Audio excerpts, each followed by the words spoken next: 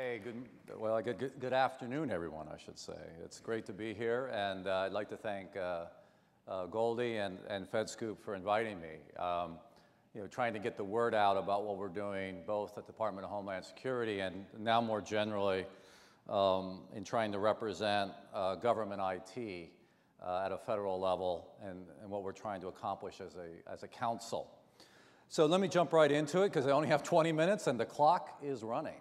I talk about four things that I'm trying to achieve as the CIO at Homeland Security. The first is to rationalize our IT infrastructure. And not too surprising, we have a major data center consolidation initiative underway. We're working to put together our wide area network we call OneNet and get that all, if you will, consolidated into one both logical as well as physical network infrastructure. And we're building out our private and public cloud capabilities. And I've talked a lot about that recently, so I'm going to set that aside, but it's certainly a major thing that we're doing within DHS. Second is to improve the way we run our programs. Many of you know we've had, let's say, some issues with some of the major IT programs within the Department of Homeland Security. And when I came on board, by the way, one of the first things I did was reviewed all of the 80+ major IT programs that we had underway within the department and found lots of variations in capabilities on those programs, from the talent base, from the best practices or lack thereof that they were using on these programs, as well as from the overall governance and oversight of these programs. And we've really taken that on with a vengeance to put better practices in place, better training in place, in order to help programs to be more successful. That's a work in progress, but something that we're spending an awful lot of time on. The third area, and I think perhaps in some ways the most difficult area, just because of the nature of the department. I mean, the department was formed about 8 years ago and brought together relatively independent organizations like the Coast Guard and FEMA and obviously newly formed TSA at that time and bits and pieces of others to form CBP and CIS and some of these other major components we have. In all, there's 22 different components. And to try to get them all to work together and to rationalize the IT, obviously I talked about it on the infrastructure layer with the data center consolidation and the like, we're doing a lot of that. But what about those applications? I mean, there was a reason we put all these 22 together, right? And that was to better protect the homeland, better respond to natural disasters. And a lot of the functions that are carried out by some of these organizations truly cross a number of these components, right? So incident response isn't just FEMA, but CBP's involved, the Coast Guard's involved, okay? TSA's involved, as an example, right?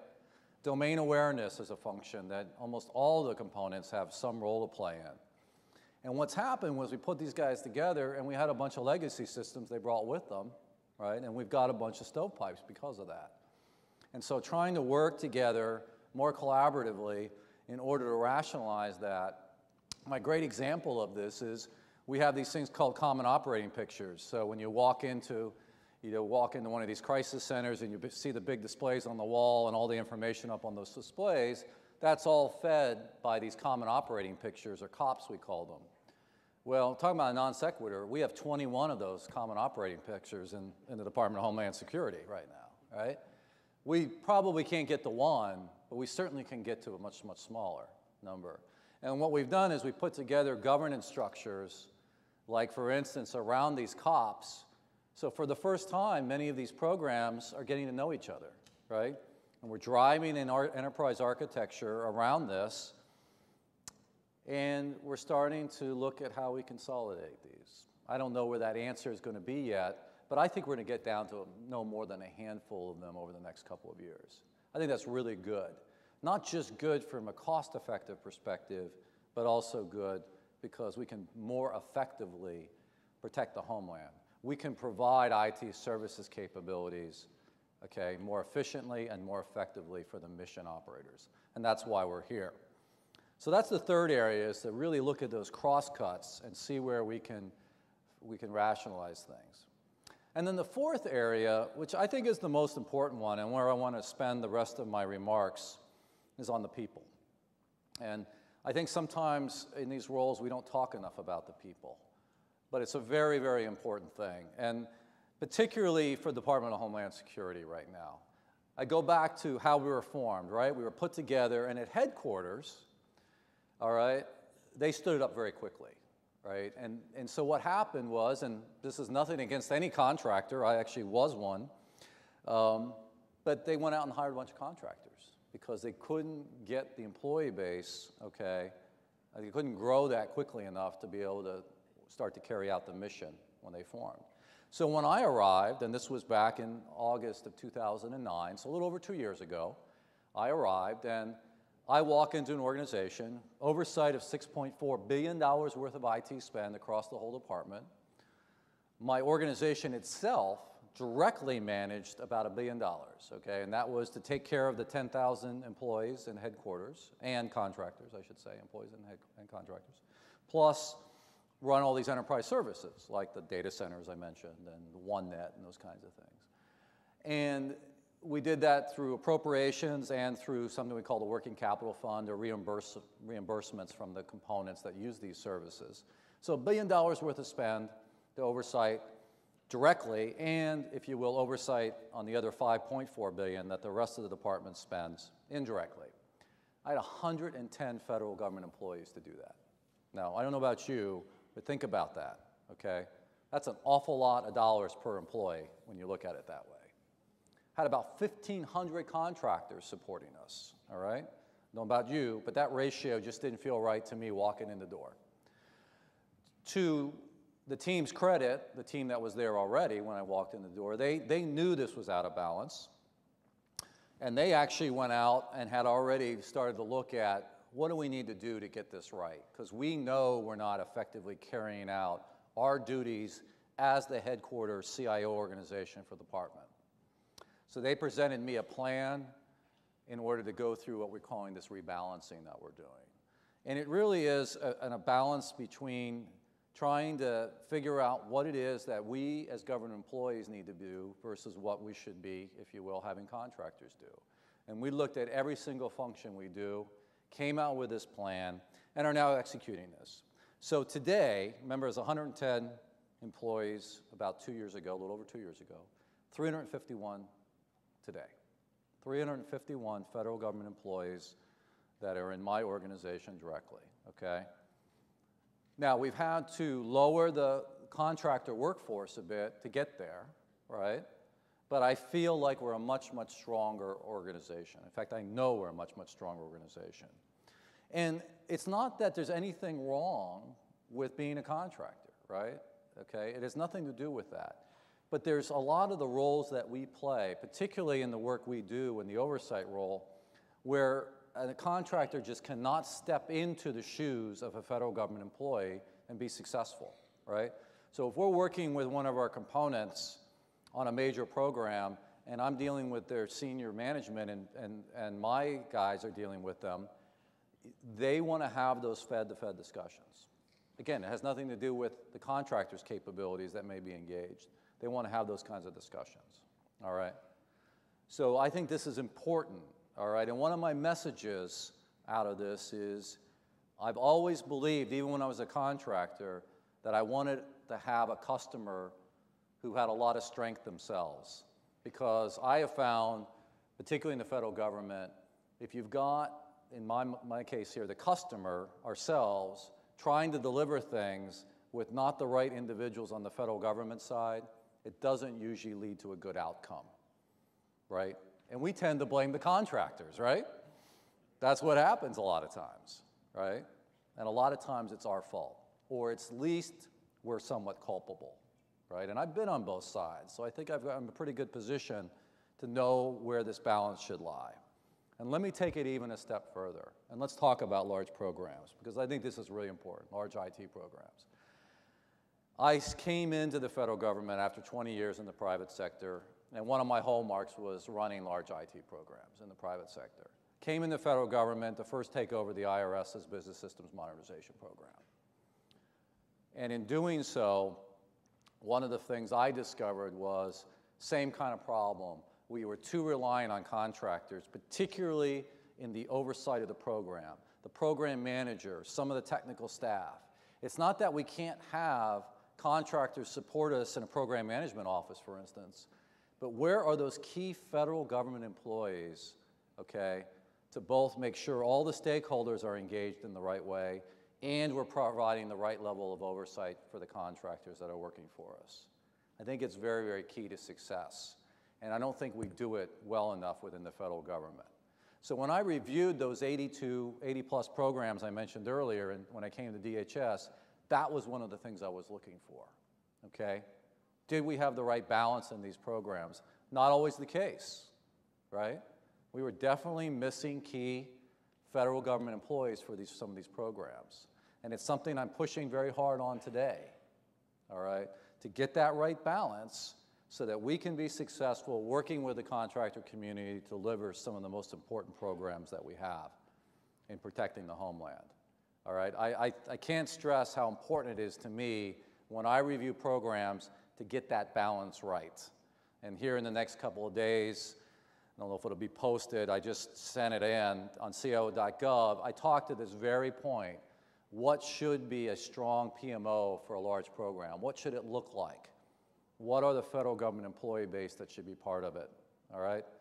So a lot of this rebalancing, okay, that I'm pushing hard on is to address this issue within DHS. How do we more effectively run our programs? Getting that balance is right is important. Getting the right trained people. I mean, that's what people would then say, yeah, but you can't get the right kind of people. And I say, I disagree. I mean, we went from 110 to 351 in a little over 2 years. And we were able to get people off of Wall Street. We were able to get people out of other federal government agencies. We were able to get people out of the contractor community, and good people. Now, I think I've got a very compelling story, right? Come here to help really protect the homeland in a meaningful way. It's a very compelling story. I just don't think government sometimes tells that story well enough. I really mean that. I think we could tell it much more effectively, working with the Federal CIO Council to try to help tell that story more effectively, because I think it's so important for us as we move forward as a government. IT effectiveness and efficiency become critical in this budget time, right?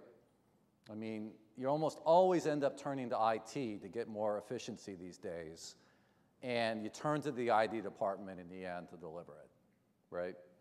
And so we need to bring in the right kind of people, get that balance right, get the right training for people, and career development. That's the other thing I want to point out that we're really focused on right now, is trying to really change the dynamic and make it attractive. Make it very attractive for young people coming out of school, okay, to want to come to the government, to be part of it, show them a career track, show them very interesting work they can get involved in soon in their career, right away, that they can grow and learn.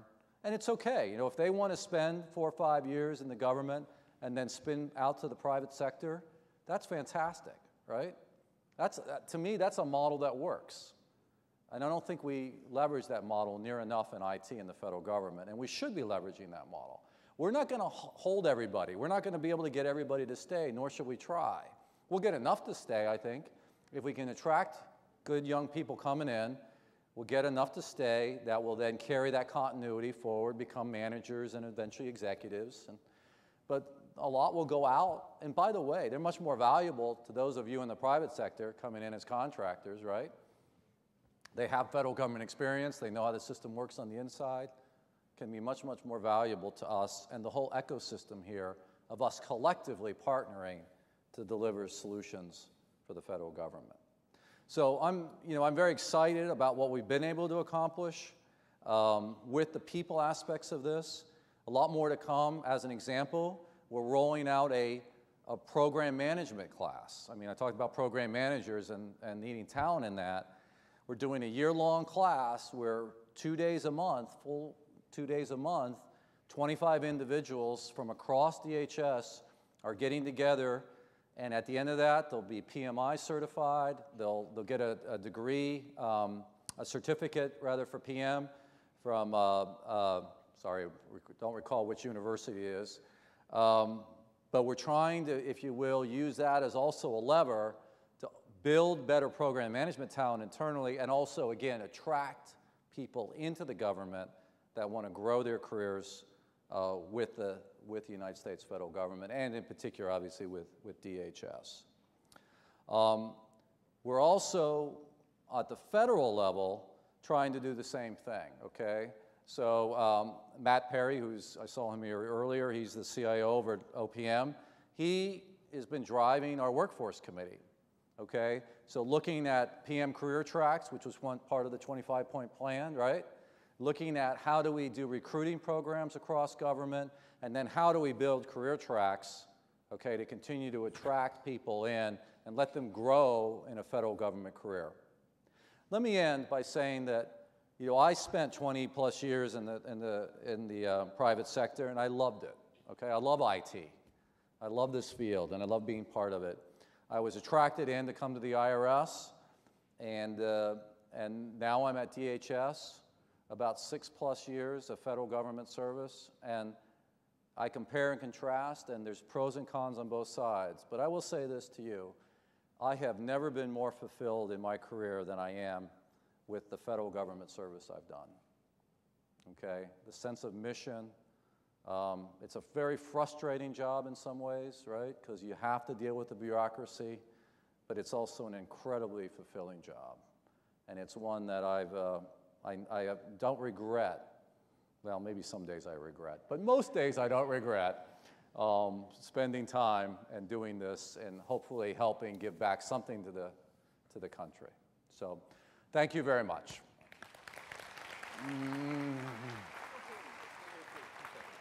Okay. So one of the biggest, wow.